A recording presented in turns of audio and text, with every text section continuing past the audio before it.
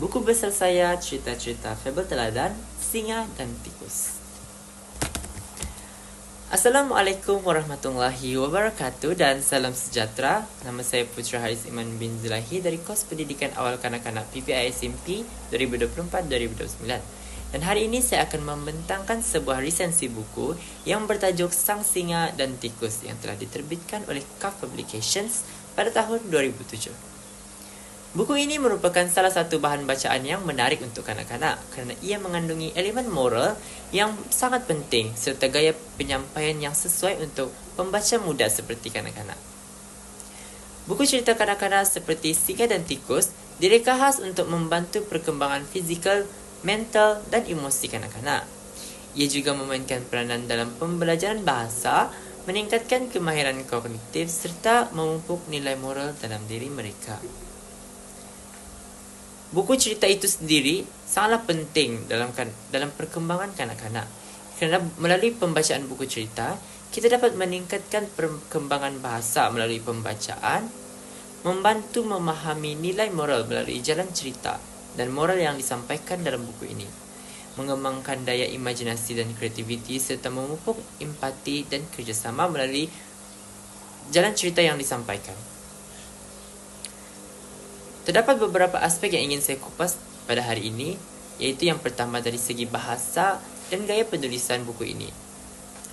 Buku ini menggunakan tata bahasa yang mudah, ayat yang ringkas iaitu sekitar 6 hingga 12 patah perkataan pada setiap ayat sahaja. Bahasa yang digunakan juga sopan serta syarat dengan nilai moral, menjadikannya mudah dipahami oleh kanak-kanak. Kerana jika ayat itu terlalu panjang, ia akan menyukarkan golongan kanak-kanak ini untuk memahami jalan cerita dan membacanya. Dari aspek kandungan dan tema pula, buku Sang Singa dan Tikus membawa tema persahabatan, tolong-menolong dan kerjasama. Ia menekankan nilai moral bahawa buat baik, dibalas baik dan buat jahat jangan sekali. Dalam cerita ini, watak singa dan tikus melambangkan bahawa saiz bukanlah penghalang untuk saling membantu antara satu sama lain. Dari aspek struktur dan aliran cerita pula, ialah cerita ini disusun dalam 3 bahagian utama, iaitu pengenalan, iaitu di mana watak dan latar cerita diperkenalkan. Seperti dalam buku ini, kita tahu pada awalnya ia menceritakan tentang singa dan tikus. Kemudian disusuri dengan konflik, di mana berlaku cabaran atau masalah dalam cerita, di mana singa dan tikus kedua-duanya terperangkap di dalam perangkap. Dan akhir sekali penyelesaian, konklusi yang menyampaikan nilai moral kepada pembaca, di mana cara mereka melepaskan diri dan moral yang akan disampaikan.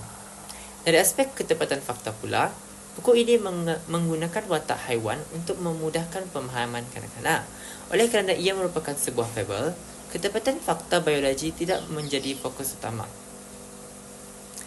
Dari aspek ilustrasi dan tata letak pula, salah satu aspek yang menarik dalam buku ini ialah dari segi warna yang menarik. Tata letak, teks dan gambar juga tersusun dengan baik, menjadikan pengalaman membaca lebih menyeronokkan bagi kanak-kanak.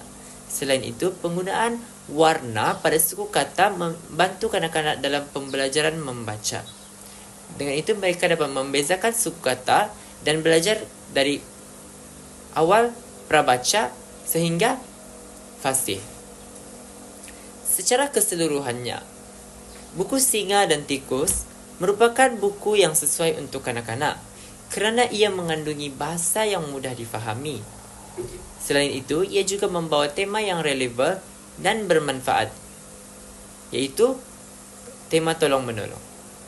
Selain itu, ia juga mempunyai struktur cerita yang jelas dan tidak berbelit-belit, memudahkan kanak-kanak untuk memahami kisah yang berlaku dalam cerita ini.